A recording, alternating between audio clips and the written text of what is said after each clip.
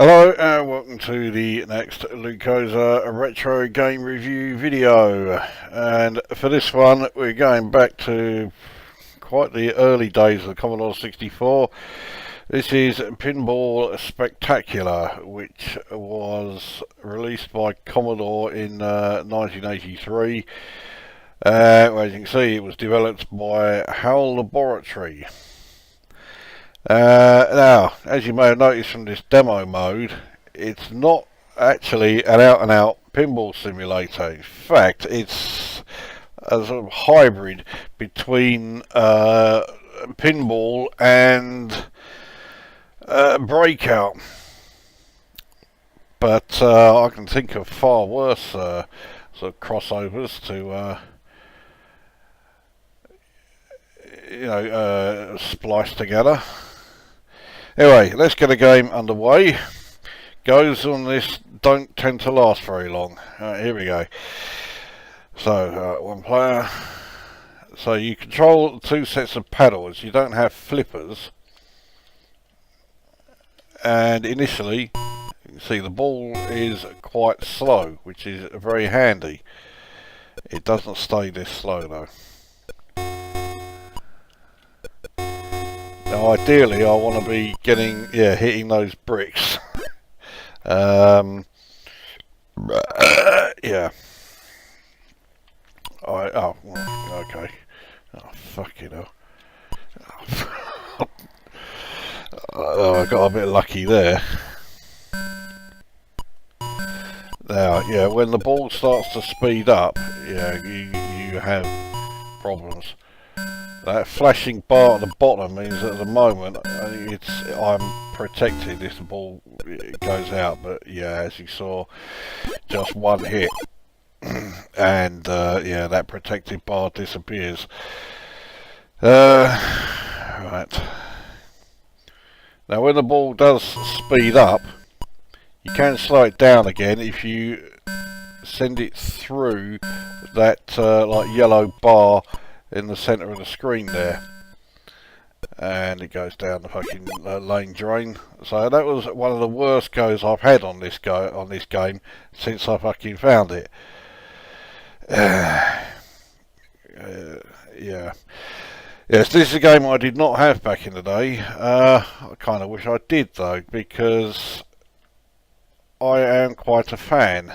It's so the fact that it's a combination of pinball, which, you know, I can sometimes like, despite the fact that I detest the Pinball FX 2 and 3. But yeah, it's a combination of pinball and Breakout, which are two games that I quite like. Now, if you manage to knock out all of the bricks here, on each side, there we go, and now that lane drain, there is something that has appeared that's blocking it off. Now it only lasts one hit, but nevertheless it is useful. And then, as you see, the wall then resets. Now if you hit the letters that spell out Commodore, there you go, I slowed the ball down. Yeah, if you hit the letters to spell out Commodore, your bonus points get a multiplier. Hit that, and yeah, the side sort of bumper there, yeah, the value is increased. Now you don't have to hit the letters enough times to spell out Commodore. Just so long as you actually hit them, that is enough. One hit and it will count as, you know, well, in the case of the O's, it will count as all three O's, you know, being spelled out. So yeah, it is a bit generous there. That's about the only time it is generous though. This game is quite brutal in the old difficulty stakes. I'm doing pretty well here though, especially from the number of times I've hit that centre like flipper, which slows everything down. So that's another lane drain barrier set up. That was handy, that couldn't have been timed better.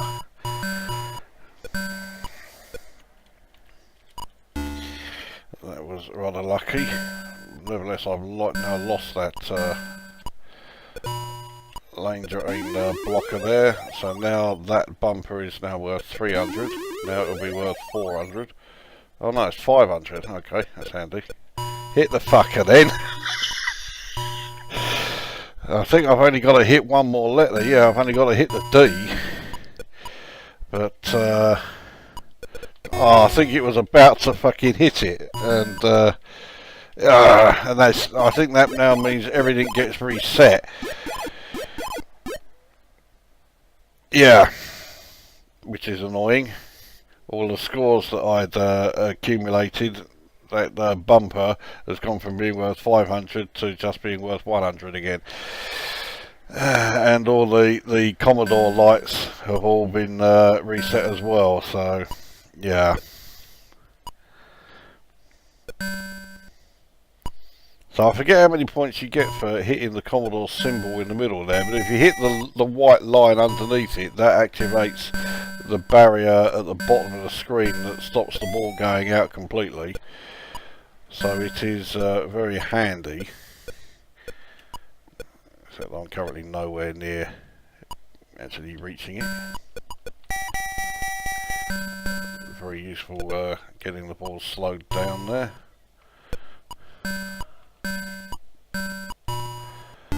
Right, so lost that protection from that lane drain, and now it's really speeding up. I could do with getting it through that. That's handy. That wasn't.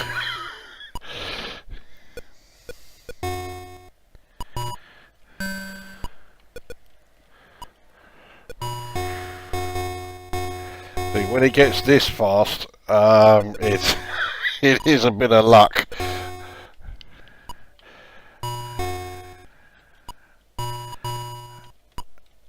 So again, it's just the D I need to hit. Oh, that was fucking useful. Right.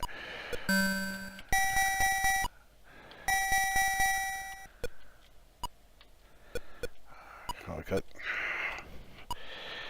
I think it's gone through again.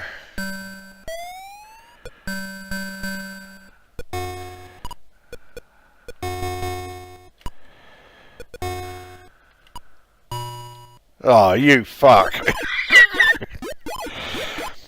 I think that is game over. Yeah, 23,950. That is by far the best score I've ever got on this game. So yeah, that's not bad going. Now this game also came out for the VIC-20. It's instantly recognisable on the VIC-20 as being the same game, but because of the lower resolution of the VIC-20, the on-screen display, there are some features in the VIC-20 version, or rather in this version, that are not in the VIC-20 version. Essentially, the VIC-20 version runs from here to here. You don't have the bumpers there with the 100. You do have the lane drains at the bottom though. The lights that you spell, they don't have Commodore, they just have some, I think it's like a Space Invaders type logo on them. And instead of the Commodore symbol, you shoot what, well actually, you shoot what look like two fucking sperm cells. I don't know what the fuck that's all about. And there are far more bricks to knock out. But I think the VIC-20 version does look pretty good. I'm hoping that maybe Ganstees will see this and think that maybe doing the VIC-20 version is worthwhile. No, I haven't had the block this time, and it still hasn't. So I'm not sure what's going on there. Oh, you...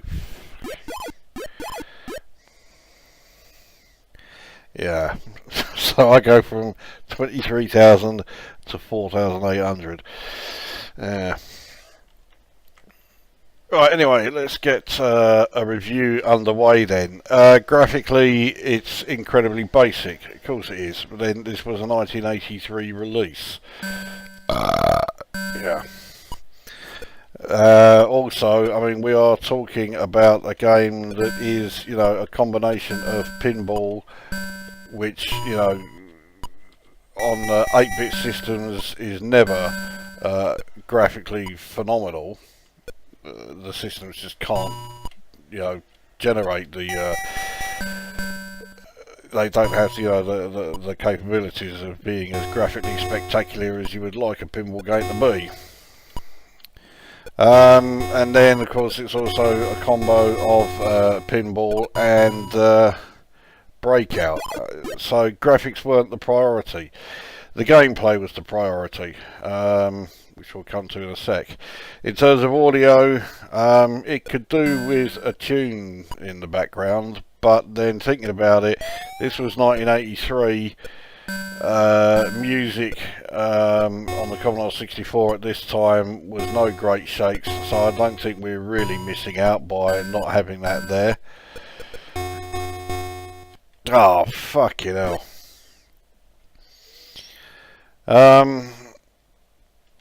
And in terms of gameplay, I mean, I think it's fucking great. It is pure gameplay. This is sort of, you know, very much along the lines of the Atari 2600 games that I was reviewing. It's all about how good the gameplay is, you cunt.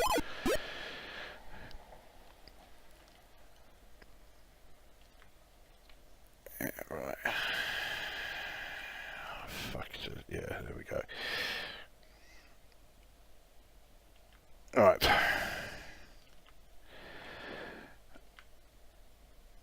As you have almost certainly noticed, there are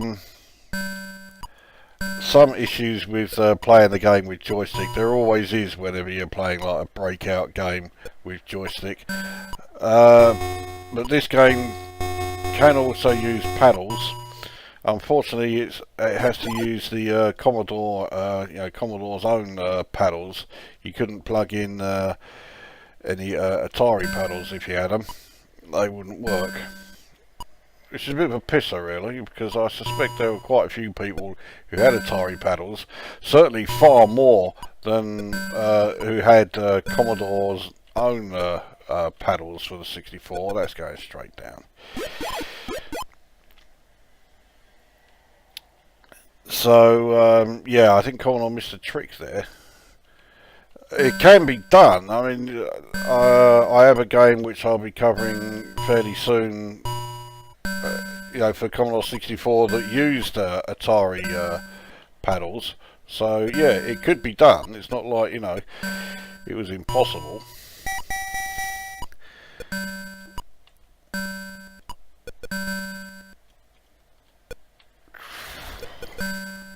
I need this to slow down, yes, like that.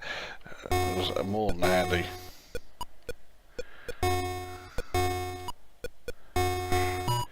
Oh, fucking hell.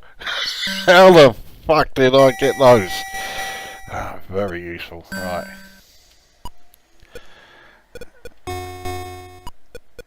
I could do with hitting that bar now, because I noticed the flashing green section. Yeah, where it's flashing around that white bar, that's when you need to hit it to get the protective barrier at the bottom of the screen. As it is, I fucked it right up, so... And given the, you know, the age and the you know, relative simplicity, there are a lot of different sort of modes and stuff that you can, you know, start off with this game. So, you know, it's not as ultra basic as its appearance would have you think.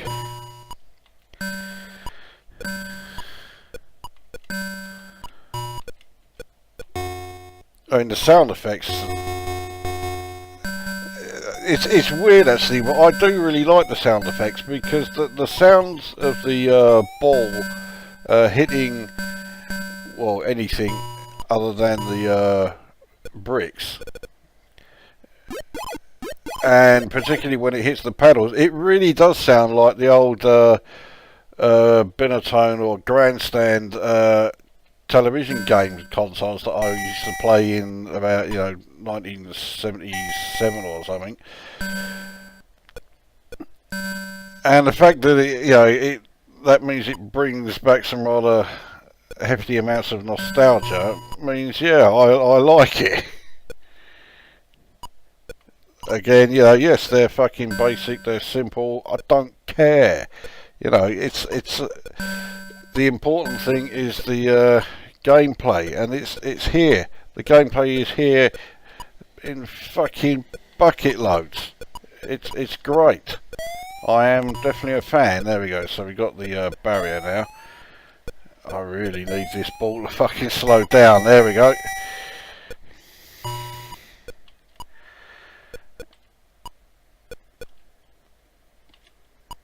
Right. Now we've got the walls back. So let's try and do something other than constantly hitting. There we go. Oh, fucking hell. Okay.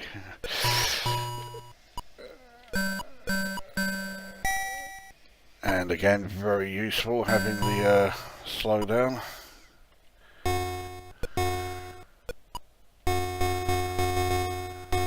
So I've got over 10,000. That's always my target. If I can score 10,000 on the go, I think I consider myself doing well. So to sum up then, visually very basic, and in terms of audio again very basic, but the gameplay is there in fucking spades. It's a fucking decent game. I'm a big fan of it. It is a lot more difficult than your first impressions would have you think. It is quite a challenge, and I am most definitely a fan. I will score this 8 out of 10, and I definitely recommend giving it a go. I think you'll be pleasantly surprised. There you go, that is Pinball Spectacular then for Commodore 64. 8 out of 10. Yeah, this is a decent game. No doubt about it. Definitely give it a go, because I suspect the vast majority of you probably never played this before. So yeah, give it a go. I think you'll like it. That brings this review to an end, and we'll see you at the next one.